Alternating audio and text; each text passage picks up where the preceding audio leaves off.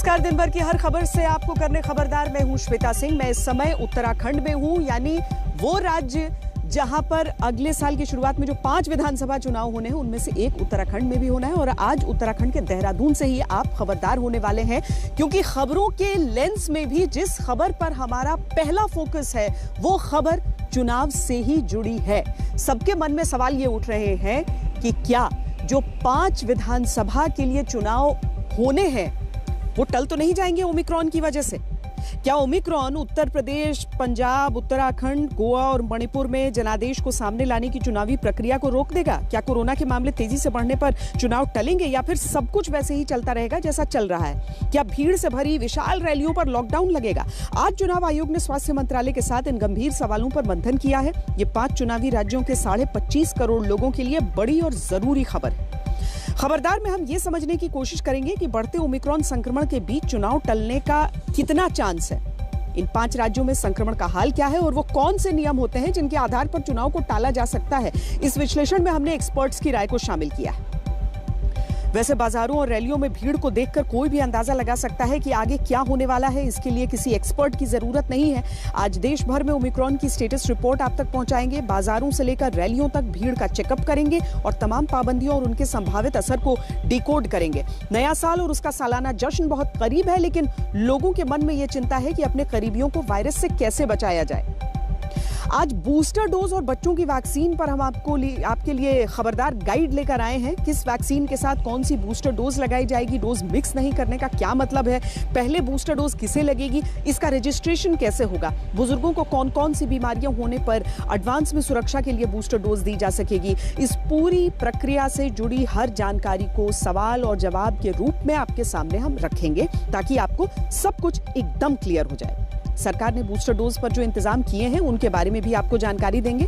बच्चों को वैक्सीन लगाने की संपूर्ण ABCD थोड़ी देर में आपके सामने होगी। किस उम्र के बच्चों को वैक्सीन लगाई जाएगी, उनका रजिस्ट्रेशन करना कितना आसान या मुश्किल है, कौन सी वैक्सीन लगेगी, कितनी सुरक्षा मिलेगी, सारी जानकारी एक साथ खबरदार में मिलेगी। हमने कोविन प्लेटफॉर्म के चीफ RS शर्मा से विस्तार से बातचीत की है, ताकि बच्चों और बुजुर्गों को वैक्सीन और बूस्टर लगाने का तरीका आपको समझ में आ जाए।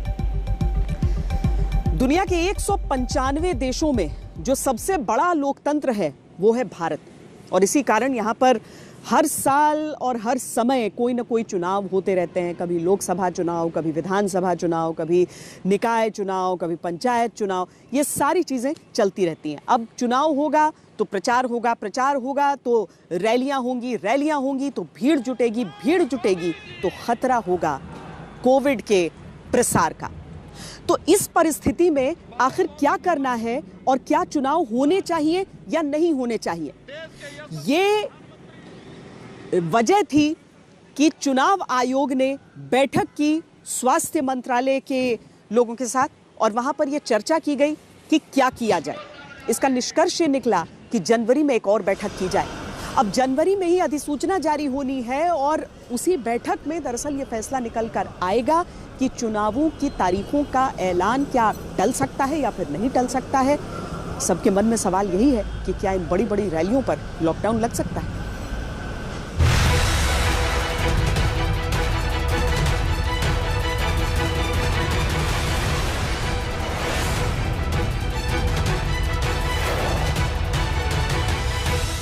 दो तरह के प्राणियों को भीड़ चाहिए, पहले है नेता और दूसरा है कोरोना वायरस।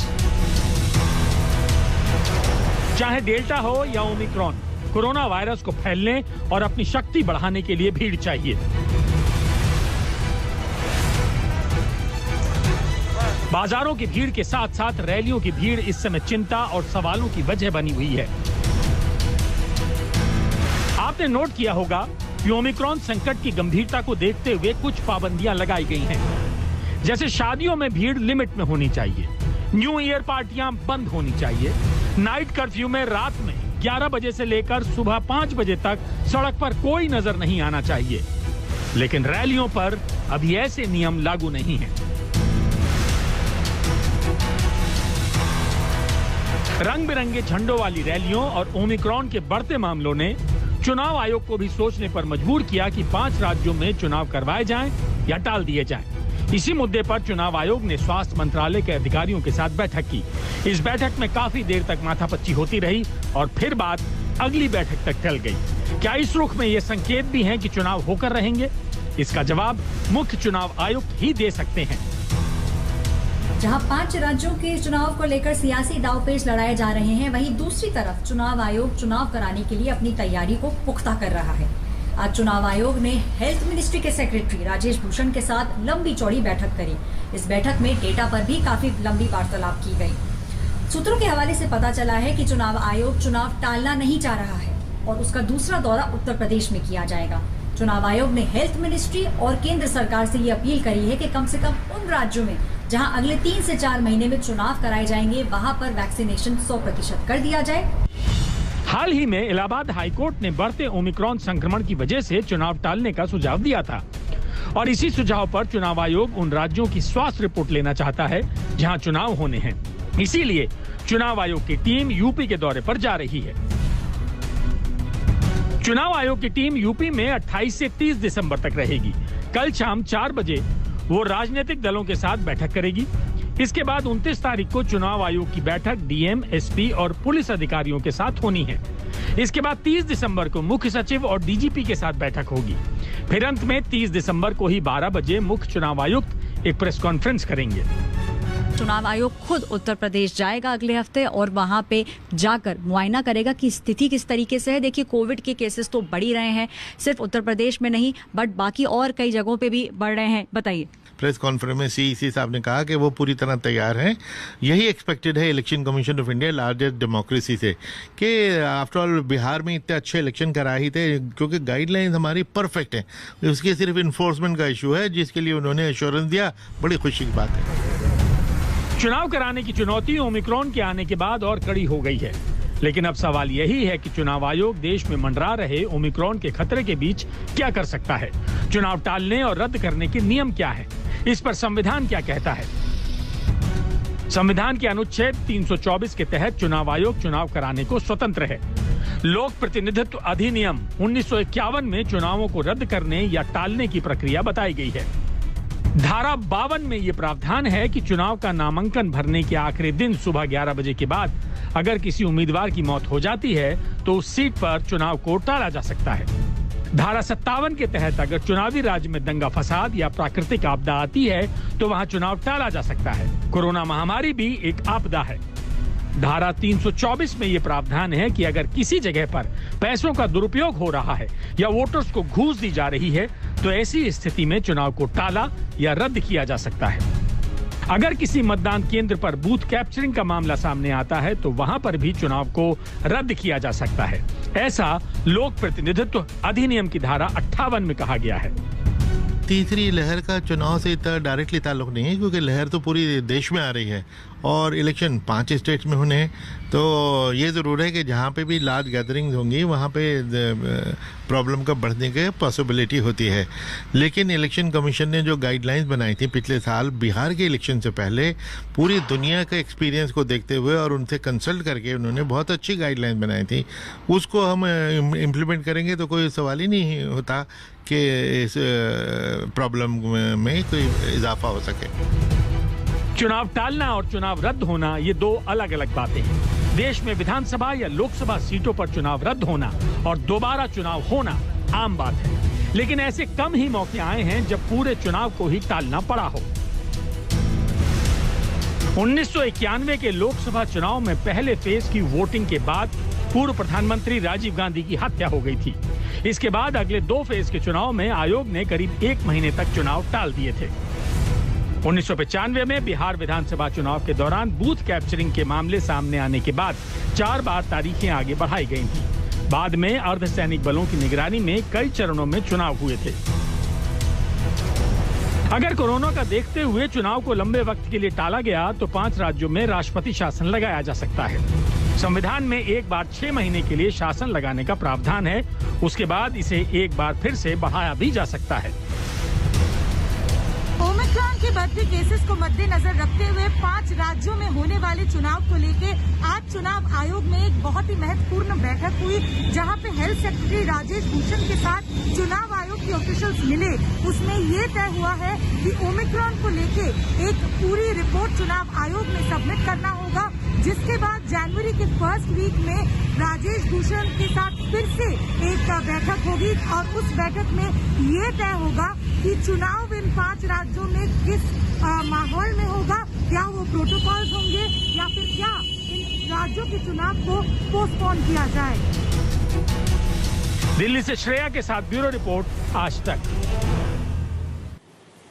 बहुत सारे सवाल इसमें उठ रहे हैं और सवाल सबसे बड़ा ये उठ रहा है कि जिन 5 राज्यों में चुनाव होने हैं वहां की परिस्थितियों को खास तौर पर देखा जाए, यानी कि उत्तर प्रदेश, उत्तराखंड, पंजाब, मणिपुर और गोवा, कि इन 5 राज्यों में क्या स्थिति, और इसीलिए इन राज्यों के जो स्वास्थ्य विभाग के लोग हैं उनसे भी जानकारी, उन अधिकारियों से भी जानकारी पूरी ली जा रही है और चुनाव आयोग पूरी तरीके से इस पर ध्यान रखे हुए है।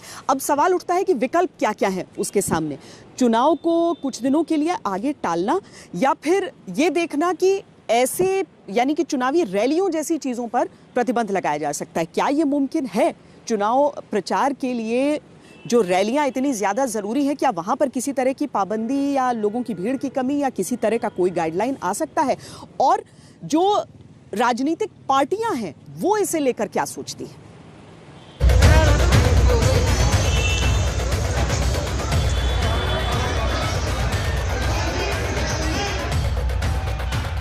एक तरफ 2 गज की दूरी की सीख दी जा रही है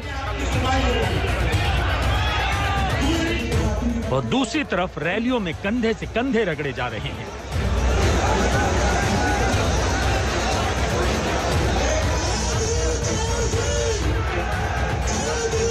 इतनी भीड़ है कि मंच टूट रहा है, बैरिकेडिंग गिरी जा रही है।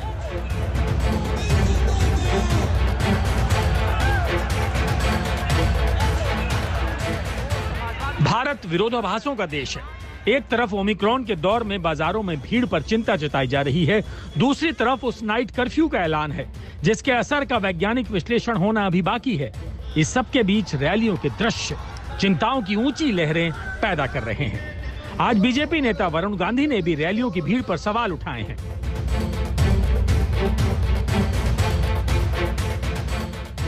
रात में कर्फ्यू लगाना और दिन में रैलियों में लाखों लोगों को बुलाना, ये सामान्य जनमानस की समझ से परे है।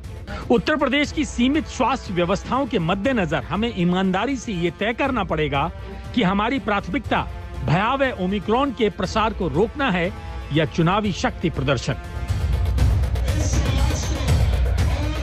बाजारों में भीड़ देखकर माथे पर शिकन और रैलियों में भीड़ देखकर चेहरे पर विजयी मुस्कान, यही राजनीति का दोहरा चरित्र है। तो सवाल यह है कि अगर चुनाव आयोग 5 राज्यों के विधानसभा चुनाव को टाल दे तो क्या इस फैसले को देकर देश के नेता तैयार हैं?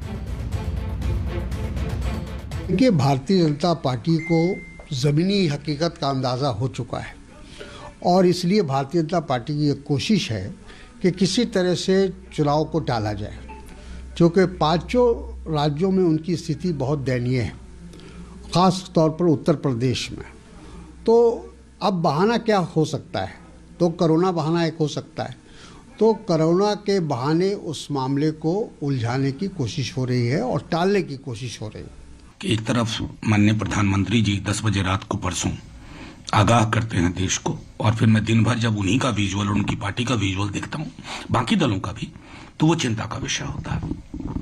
कोरोना से आप इस दोहरी मानसिकता से, दोहरे तौर तरीकों से नहीं लड़ सकते। अगर वो गंभीर है तो वो गांभीर्य हमारे मनसा वाचा कर्मणा में दिखना चाहिए, जो दिख नहीं रहा।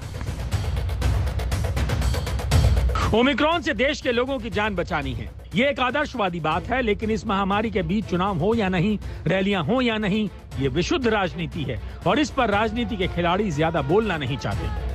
अगर आप 5 चुनावी राज्यों में कोरोना संक्रमण और खासकर ओमिक्रॉन के मामलों का आंकड़ा देखेंगे तो हैरान होंगे।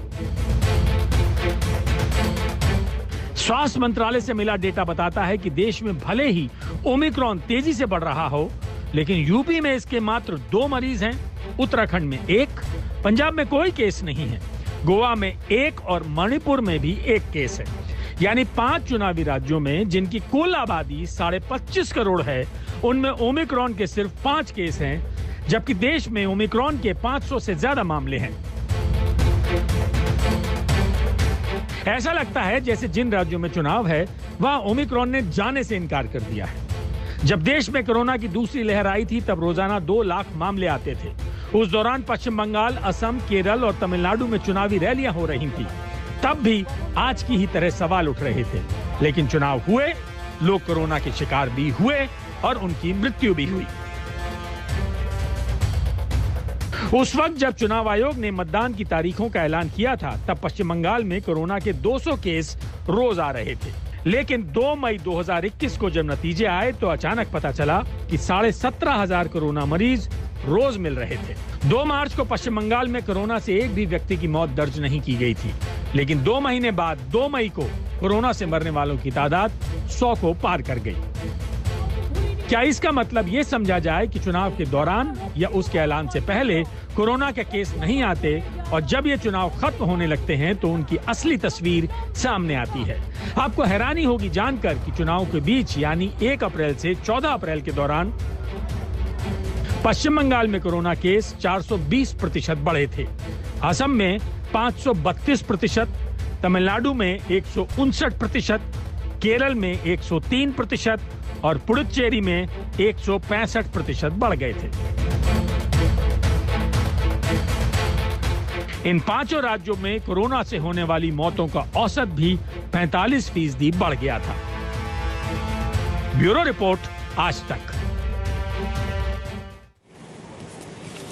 कोरोना की तीसरी लहर की आशंका है और उसके बीच नीति आयोग ने आज चौथी बार एक बार फिर राज्यों का जो हेल्थ इंडेक्स है उसे जारी किया। जो 19 बड़े राज्य हैं वहां पर स्वास्थ्य सुविधाएं किस तरह की हैं उनका ये हेल्थ इंडेक्स हमारे सामने आया, जिसमें कि केरल की व्यवस्था बेहतर सबसे नजर आती है और उत्तर प्रदेश की सबसे कमजोर राज्य माना गया है।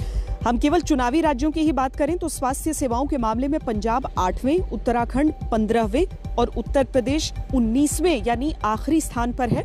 गोवा और मणिपुर को छोटे राज्यों वाली श्रेणी में डाला गया है। इस श्रेणी में मणिपुर 6ठे और गोवा 4थे नंबर पर है। यानी ओमिक्रॉन के संभावित खतरे के बीच जिन 5 राज्यों में चुनाव करवाने की तैयारी है वहां खासतौर पर बड़े राज्यों की हालत दूसरों के मुकाबले कमजोर है। ये चिंता का विषय है। हालांकि ओमिक्रॉन के संदर्भ में तमाम राज्यों का दावा है कि उनकी तैयारी पूरी है।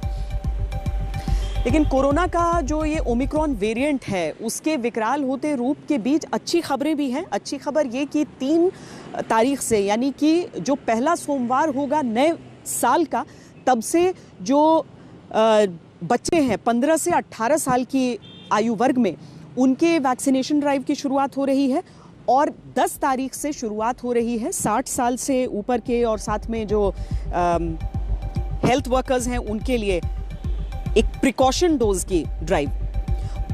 बहुत सारे सवाल आपके मन में होंगे, आशंकाएं होंगी जिन्हें आज हम दूर करने की कोशिश करेंगे। उदाहरण के तौर पर क्या हर 60 साल के बुजुर्ग को वैक्सीन की बूस्टर डोज लगेगी?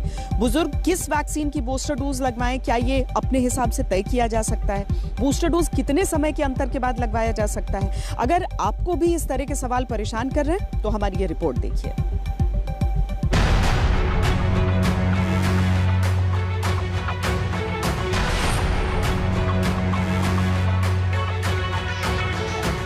ओमिक्रॉन वेरिएंट के बढ़ते संक्रमण को देखते हुए पीएम मोदी ने हेल्थ केयर वर्कर्स और फ्रंटलाइन वर्कर्स के साथ साथ 60 साल से ऊपर के बीमार बुजुर्गों के लिए प्रिकॉशन डोज यानी वैक्सीन की तीसरी डोज देने की घोषणा कर दी है। लेकिन जैसे जैसे बूस्टर डोज की तारीख नजदीक आ रही है वैसे वैसे इससे जुड़े कई भ्रम और सवाल भी सामने आ रहे हैं।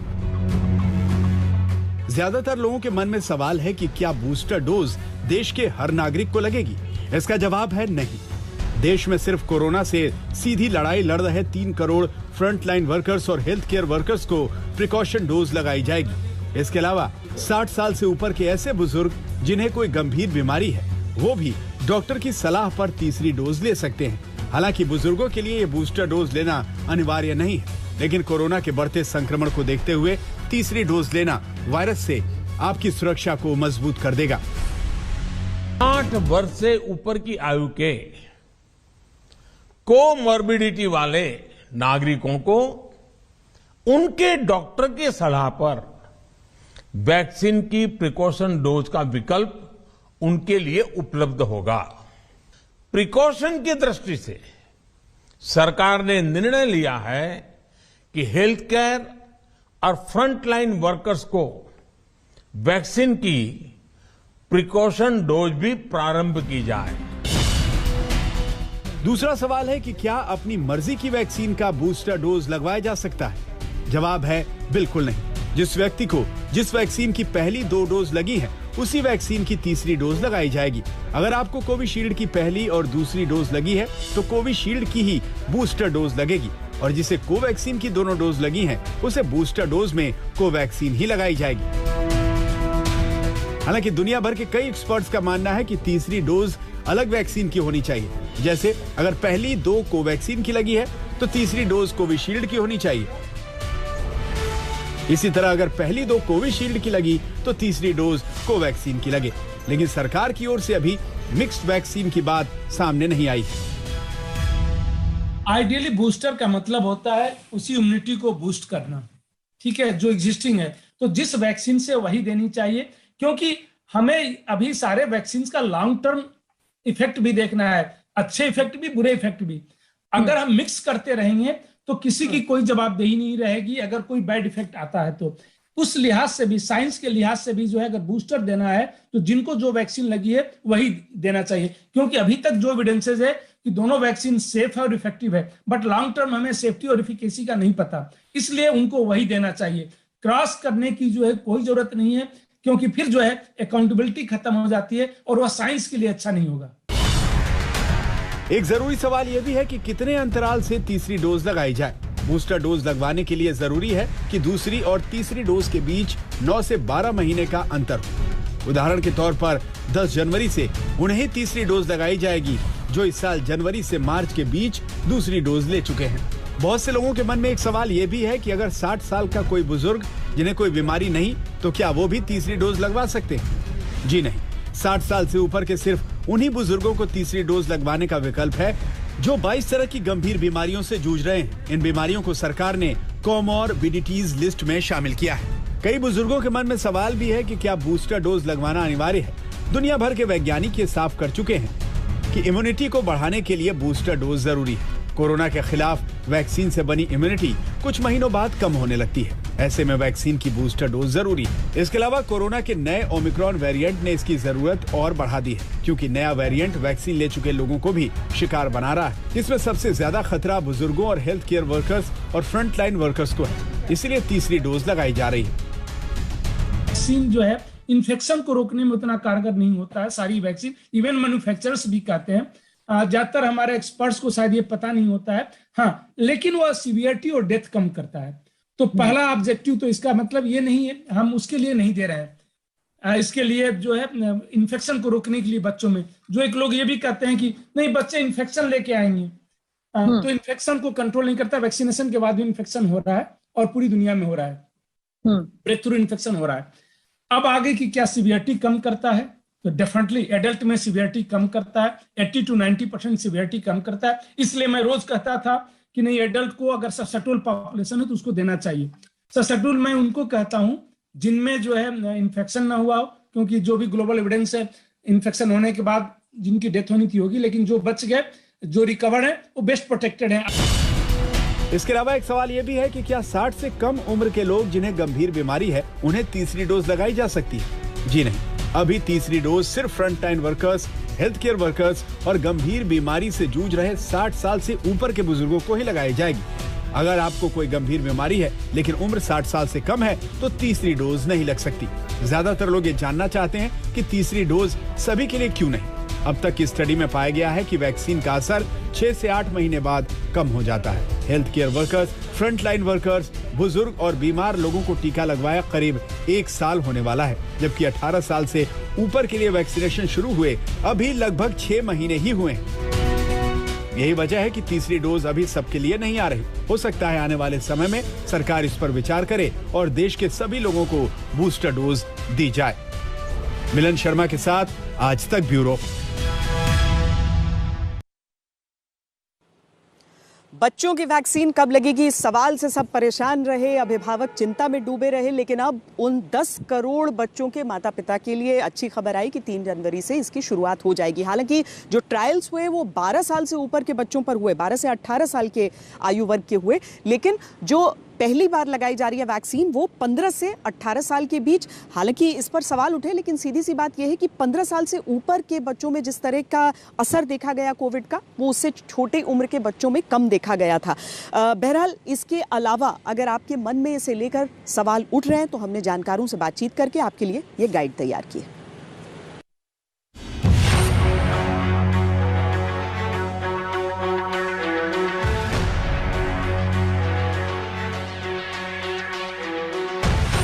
कोरोना के नए वेरिएंट ओमिक्रॉन की सुनामी के बीच दुनिया के कई देशों में छोटे बच्चों का वैक्सीनेशन शुरू हो चुका है, लेकिन भारत में फिलहाल 3 जनवरी से 15 से 18 साल के बच्चों को कोरोना वैक्सीन लगाने का निर्णय लिया गया है। इस ऐलान के बाद देश के करोड़ों बच्चों के माता पिता के मन में कई सवाल हैं।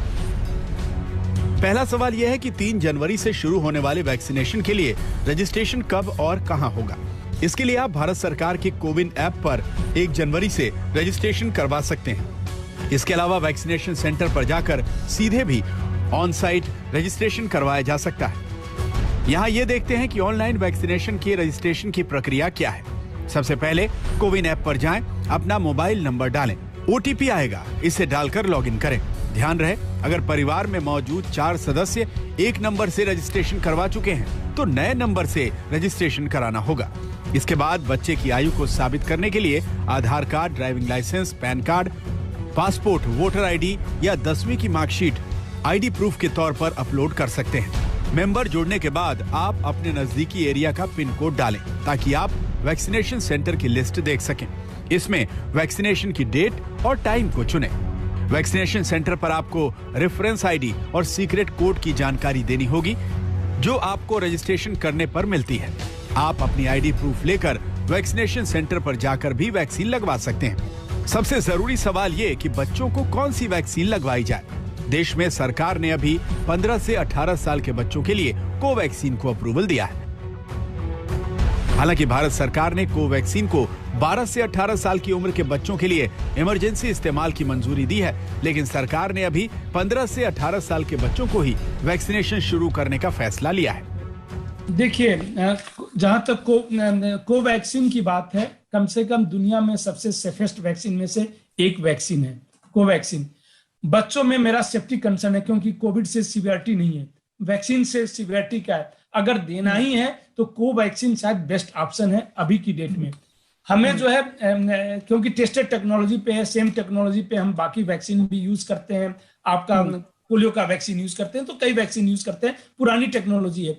जो हमारी ये है आपकी जाइडस कैडिला की पहली बार जो है DNA प्लेटफॉर्म पे वैक्सीन दे रहे हैं, वह बच्चों में, मैं एज ए साइंटिस्ट जो है कभी नहीं चाहूंगा कि वो बच्चों में दिया जाए। वो एडल्ट में देखें, एडल्ट क्या एल्डरली पॉपुलेशन में देखे लॉन्ग टर्म सेफ्टी अगर डॉक्यूमेंट हो जाता है कि नहीं लॉन्ग टर्म भी सेफ है तभी देना चाहिए। अदरवाइज बच्चों में एक्सपेरिमेंट करने के लिए शायद वह जल्दबाजी होगी। बच्चों की वैक्सीन को लेकर फिलहाल आपके पास कोई ऑप्शन नहीं है, इसलिए बिना कोई शक और भ्रम के पूरे भरोसे के साथ कोवैक्सीन लगवाएं और अपने बच्चों को सुरक्षित करें। आज तक ब्यूरो। बच्चों की वैक्सीनेशन के 1 हफ्ते बाद जो 60 साल से अधिक उम्र के लोग हैं जिन्हें 9 महीने से के आसपास का समय हो गया है अपनी दूसरी डोज लिए हुए, उन सबको भी वैक्सीनेशन की शुरुआत होगी। हेल्थ केयर वर्कर्स को भी लगेगी। लेकिन बुजुर्गों को लेकर वैक्सीन के हिसाब से जो सवाल मन में उठ रहे हैं आपके, उनके भी जवाब हमने तलाशने के प्रयास किया है।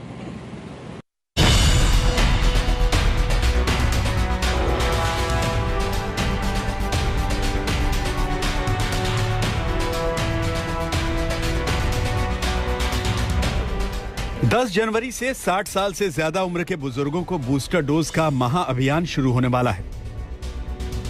इसलिए जरूरी है कि आपके पास सही और सटीक जानकारी हो ताकि बूस्टर डोज वैक्सीनेशन में किसी तरह की रुकावट का सामना न करना पड़े। सबसे पहला सवाल है कि 60 साल से ऊपर वैक्सीन के लिए रजिस्ट्रेशन प्रक्रिया क्या होगी। तो इसके लिए आपको नए सिरे से कोई रजिस्ट्रेशन करवाने की जरूरत नहीं। कोविन पर जिस तरह आपने पहली और दूसरी डोज के दौरान रजिस्ट्रेशन करवाया था, वैसे ही बूस्टर यानी तीसरी डोज का विकल्प चुनना होगा। इसके अलावा आप ऑन साइट या सीधे वैक्सीनेशन सेंटर पर भी अपने दोनों डोज के सर्टिफिकेट दिखाकर बूस्टर डोज लगवा सकते हैं। दूसरा और महत्वपूर्ण सवाल कि किन गंभीर बीमारियों को 60 साल के बुजुर्गों के लिए कोमॉर्बिडिटीज लिस्ट में रखा गया है।